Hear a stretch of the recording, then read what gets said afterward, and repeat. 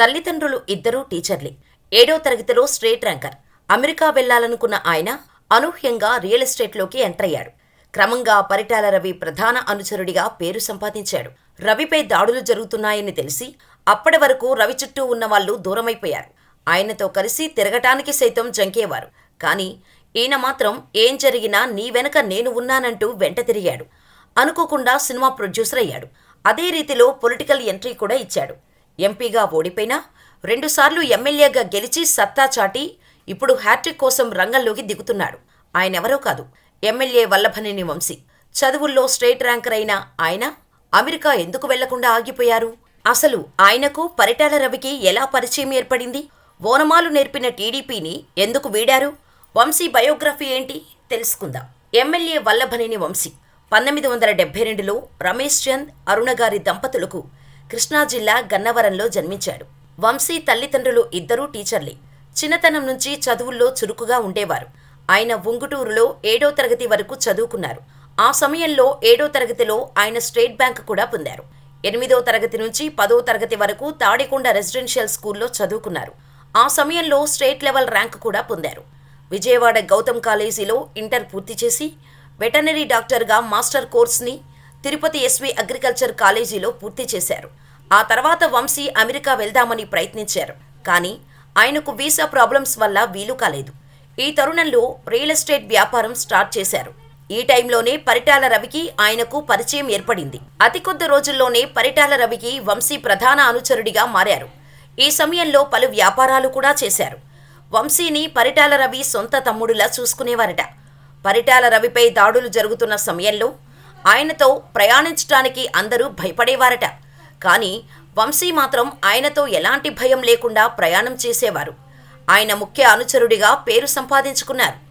మరోవైపు వంగవీటి రాధ, కొడాలి నాని ఆయనకు మంచి స్నేహితులు. ఈ సమయంలో కొడాలి నానితో నందమూరి కుటుంబంతో ఆయనకు పరిచయం ఏర్పడింది. ముఖ్యంగా జూనియర్ ఎన్టీఆర్తో మంచి స్నేహం ఏర్పడింది. ఇలా తారక్, హరికృష్ణలు వంశీ చాలా క్లోజ్గా ఉండేవారు. రియల్ ఎస్టేట్ వ్యాపారంలో వంశీకి కలిసి రావటంతో కొన్ని సేవా కార్యక్రమాలు ప్రారంభించారు. ఇక రాజకీయాల్లోకి రావాలనే కోరికతో 2006లో ఆయన టీడీపీలో చేరారు. ఈ సమయంలో 2009 ఎన్నికల్లో విజయవాడ ఎంపీగా పోటీ చేయాలనుకున్న వంశీకి ఎన్టీఆర్ సహాయం చేశారు. ఎన్టీఆర్ఏ దగ్గరుండి ఎంపీ టికెట్ ఇప్పించారట.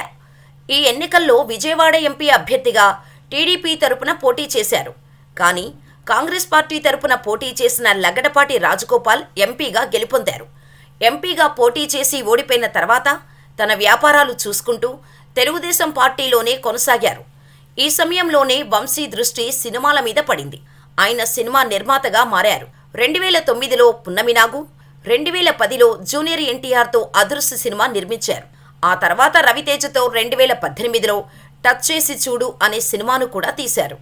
ఇక ఆయన రాజకీయ జీవితాన్ని చూస్తే తెలుగుదేశం పార్టీలో కొనసాగుతూ వల్లభనేని వంశీమోహన్ 2014లో జరిగిన అసెంబ్లీ ఎన్నికల్లో టీడీపీ అభ్యర్థిగా గన్నవరం అసెంబ్లీ నియోజకవర్గం నుంచి పోటీ చేశారు. ఈ సమయంలో వైసీపీ అభ్యర్థి తుట్టా రామచంద్రరావుపై 9400 ఓట్లతో గెలిచి తొలిసారి ఎమ్మెల్యేగా అసెంబ్లీకి ఎన్నికయ్యారు. ఇక 2019 ఎన్నికల ముందు వంశీ దాదాపు వైఎస్ఆర్సీపీలో చేరుతారని వార్తలు వినిపించాయి. ఈ సమయంలో వంశీని జగన్ హగ్ చేసుకున్న ఫోటో చాలా వైరల్ అయింది. దీంతో వంశీ వైసీపీలో చేరటం దాదాపు ఖరారైపోయిందని వార్తలు కూడా హల్చల్ చేశారు. కానీ పార్టీ మారకుండా టీడీపీలోనే కొనసాగారు. 2019లో జరిగిన అసెంబ్లీ ఎన్నికల్లో టీడీపీ అభ్యర్థిగా మళ్లీ పోటీ చేసి వైసీపీ అభ్యర్థి యార్లగడ్డ వెంకట్రావుపై 838 ఓట్లతో గెలిచి రెండోసారి ఎమ్మెల్యేగా గెలుపొందారు. 2019 వైసీపీ ప్రభంజనంలో ఆయన గెలిచారంటే అర్థం చేసుకోవచ్చు వంశీ ప్రభావం స్థానికంగా ఎలా ఉంటుందో. కానీ ఒక్కసారిగా టీడీపీలో రాజకీయ సమీకరణాలు మారటం మొదలయ్యాయి. నిజానికి 2019 ఎన్నికల ముందే వంశీకి టీడీపీకి మధ్య దూరం మొదలైంది. దశాబ్ద కాలంగా కృష్ణా జిల్లాలో టీడీపీకి తిరుగులేని నాయకుడిగా పేరు పొందిన వల్లభనేని వంశీ కృష్ణా జిల్లాలో టీడీపీ బలపడేందుకు ఆయన చాలా కృషి చేశారు. దేవినేని నెహ్రూ వంటి బలమైన కాంగ్రెస్ నేతలను ఢీకొనడంలో వల్లభనేని చూపిన తెగువ, ధైర్య సాహసాలను అందరూ మెచ్చుకున్నారు. ఈ టీడీపీ సీనియర్ నాయకుడు అయిన దేవినేని నెహ్రూకు ఎదురు వెళ్లాలంటే గజగజ వణికిపోయేవారు. కానీ వంశీ మాత్రం ఎవరొస్తారో రండి, తాడో పేడో తేల్చుకుందాం అన్నట్టు ముందుకు వెళ్లారు. అటువంటి నేతకు టీడీపీలో క్రమంగా ఇంపార్టెన్స్ తగ్గుతూ వచ్చింది. కరెక్టుగా ఎన్నికల ముందు పార్టీ కోసం ఎంతో కష్టపడిన వల్లభనేని వంశీని అర్బన్ అధ్యక్ష పదవి నుండి తప్పించారు. ఆయనకు ఇష్టం లేకపోయినప్పటికీ పార్టీ శ్రేయస్సు దృష్ట్యా సరైననక తప్పలేదు. పార్టీ నిర్ణయంపై కోపమున్నా ఎక్కడా బయటపడలేదు.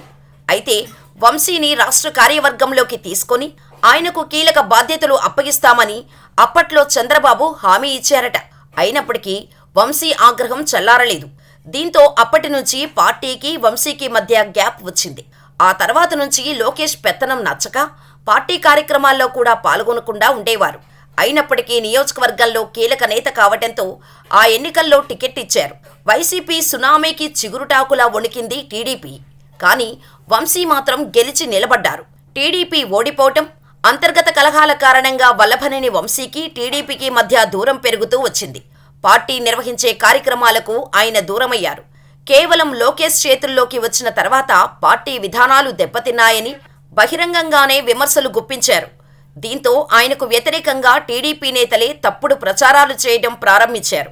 ఇది తట్టుకోలేక వల్లభనేని వంశీ టీడీపీని వీడి వైసీపీలో చేరారు. తమ పార్టీ గుర్తుపై గెలిచి పార్టీ ఫిరాయించటంతో చర్యలు తీసుకోవాలని టీడీపీ వేసిన పిటిషన్తో ఆయనపై అనర్హత వేటు వేస్తూ 2024 ఫిబ్రవరి 26న స్పీకర్ తమ్మినేని సీతారాం నిర్ణయం తీసుకున్నారు. తనను నమ్ముకొని వచ్చిన వంశీకి సీఎం జగన్ గన్నవరం ఎమ్మెల్యే టికెట్ని ఇచ్చారు.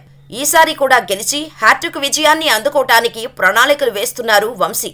మరి వంశీ ముచ్చటగా మూడోసారి గెలుస్తారని అనుకుంటున్నారా? మీరేమనుకుంటున్నారో మాకు కామెంట్ చేయండి.